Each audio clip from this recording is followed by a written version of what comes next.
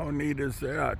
Somebody built a road roller on the chassis for a Fordson. I'm imagining that was a kit.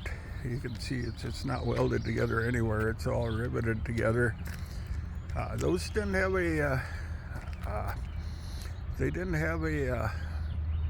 I think that's a Model F, and the early ones didn't have a differential. They just had a worm gear back there. They depended on the slide a little bit. I'm just trying to look here. I'm thinking that's the one model with the coil timer. Yeah, that is so awesome. It's kind of a piece of lawn art in front of a contractor. I've known where this was for years. It just always in the back of my head to stop someday and have a look. You know, those things, you couldn't pulse start them if they had the worm gear. Now that's got you probably can't see that there, but it's got a gear mechanism for the crank, so they can crank it from the side. You couldn't get in behind that front roller. Is that awesome or what? I just they had a coil timer. I got to tell a little story about that.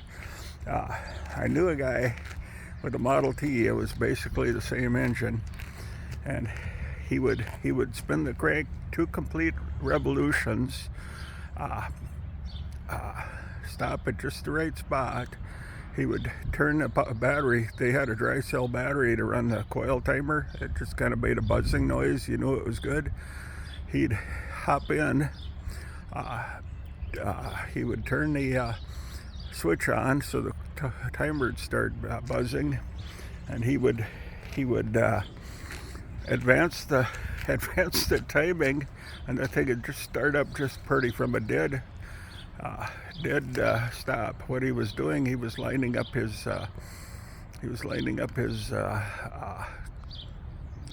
timing so that it was a little bit past top dead center, but the 2 full revolutions was to make sure he'd sucked fresh gas. Now there was another guy, Hillbilly Bob. I think he's still out there. He made a tour of county fairs. He had an old like a Model T pickup, it kind of like the Beverly Hillbillies setup, and he had just piled full of junk. He had a desert water bag hanging on one of the lights, and a coontail hanging off the back, and it was just, and he always wore really floppy bib overalls, and he always wore a floppy straw hat, beat up straw hat. But he'd make a round to the county fairs, and he would drive slowly around the fairgrounds, and periodically he'd stop and he would